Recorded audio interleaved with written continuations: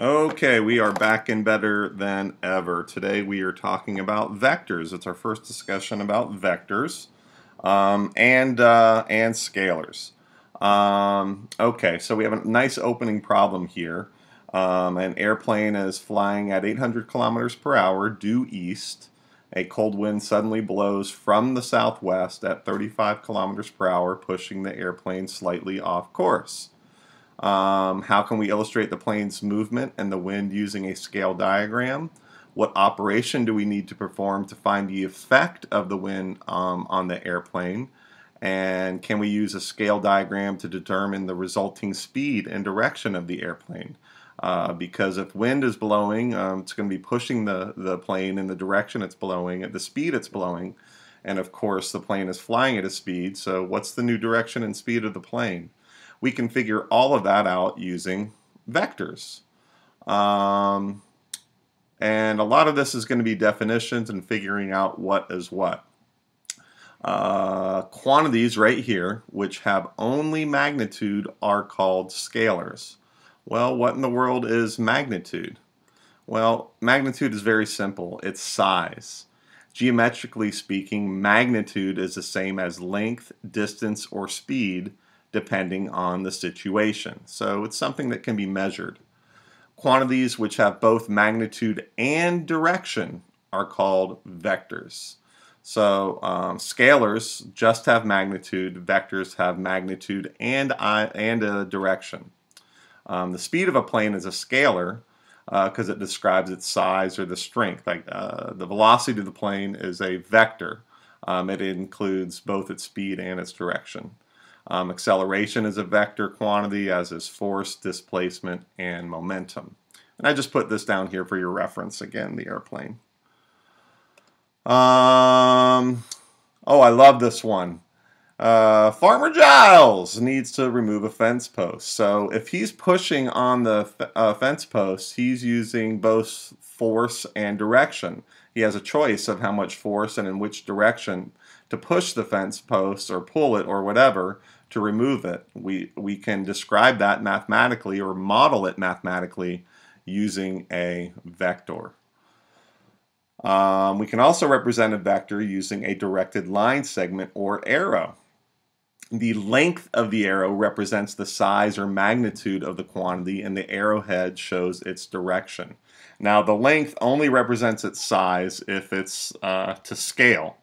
In this example, they're saying that the distance of 1 centimeter represents 25 newtons.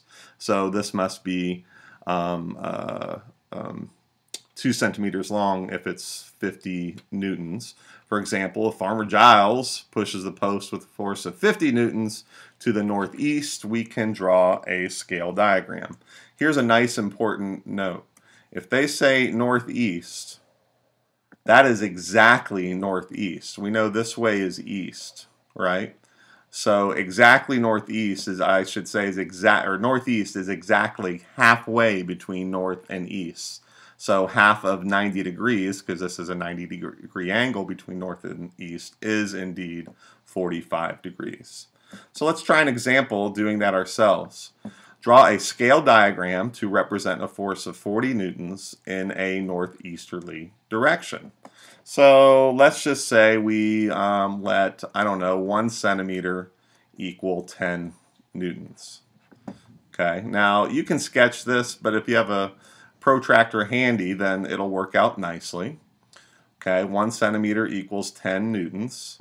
Northeasterly is going to be at 45 degrees, so I need 40 newtons, so I'm going to need 4 centimeters. So I'm going to take my ruler and put it right there at the point and make sure it's going through 45 degrees. That's pretty good. And then I'll take my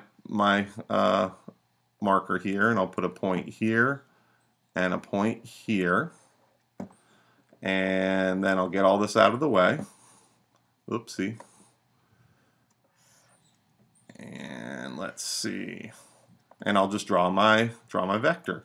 Let me get my arrow tool here. Blue looks good. I'll start here and go here, and that is a vector of 40 newtons in a northeasterly direction.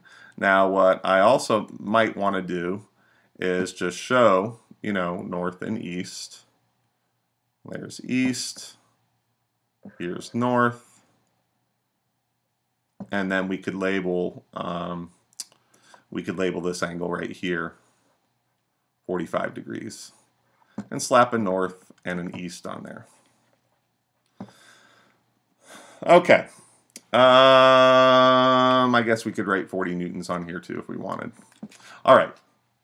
But since it's 2 centimeters long or 4 centimeters long and each centimeter represents 10 newtons, then it's 40 newtons. I think you get the idea there.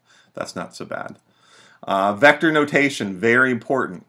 Consider the vector from the origin O to the point A.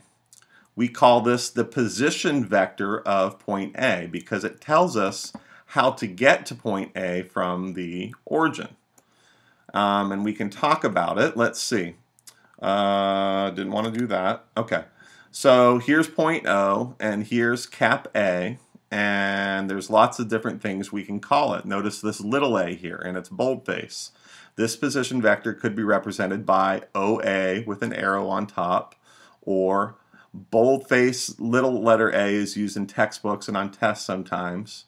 I rarely see this with the little schwa thing over it. I rarely see this, or little a with a vector on it over it. A lot of times I'll just write it with a half arrow like that.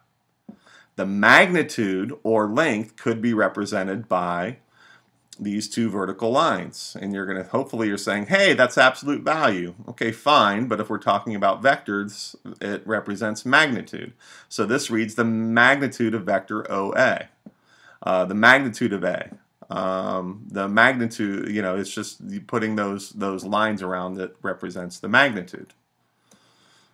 Okay, so let's get rid of that.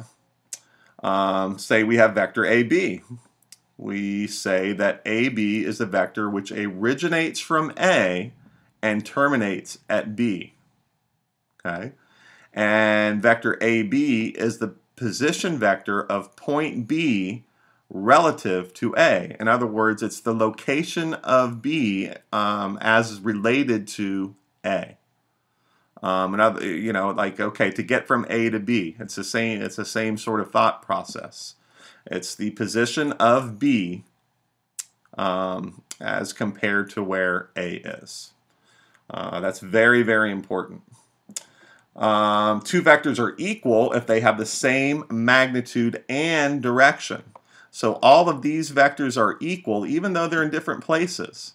We consider them equal. This one could be way over here. Doesn't matter. If they're traveling in the same direction and they have the same magnitude, then those vectors are indeed equal.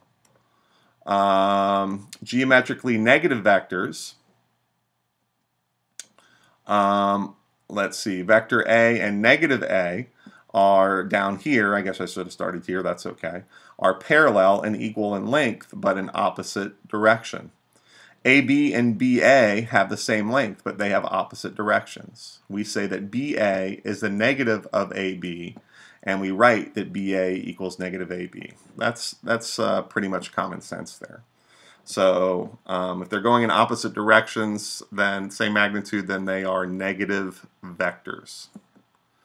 Okay, and our last example, PQRS is a parallelogram in which PQ equals A and QR equals B.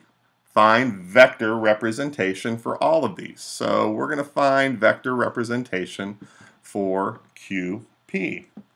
Well, given what we have, I could write negative A is equal to, oops, sorry about that, QP.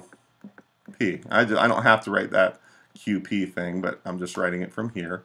Why? Because A is going in this direction. It starts here and goes this way.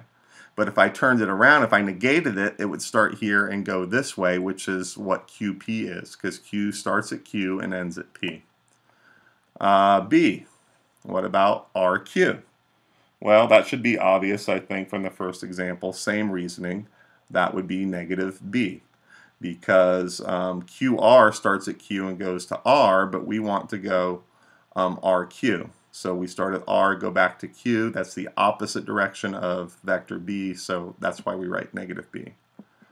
And then C, SR. So from here, starting here and going to here. Well, this is a parallelogram. That means opposite sides are parallel, and if they're parallel, they're going in the same direction. Remember what we said before.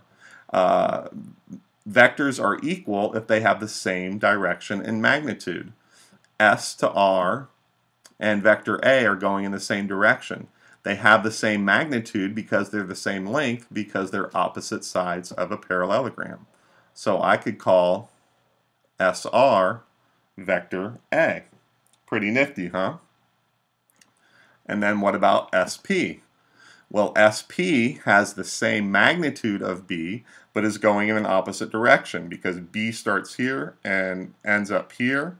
SP starts here and ends up here.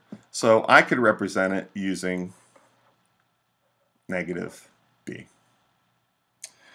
Okay, that's all we have for now. Hope you enjoyed it. We will see you next time.